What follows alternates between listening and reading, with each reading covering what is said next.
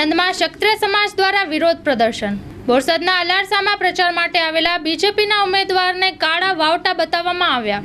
અલારસામાં ભાજપના ઉમેદવાર મિતેશભાઈ પટેલ પ્રચાર માટે ગયા હતા અને તેમની સાથે 6 કારનો કાફલો હતો, જેને કાળા વાવટા બતાવવામાં આવ્યા હતા। કાળા વાવટા બતાવી વાહનોને પરત કાઢવામાં આવ્યા હતા। પુરુષોત્તમ રૂપાલાના વિરોધમાં ક્ષત્રિય સમાજ ઉતર્યો છે। કાળા વાવટા બતાવી વાહનો પરત ગામની બહાર કાઢતા વિડીયો વાયરલ થયો છે। સોશિયલ મીડિયામાં ભાજપના ઉમેદવારના કાફલાને કાળા વાવટા બતાવતો વિડીયો વાયરલ થયો છે।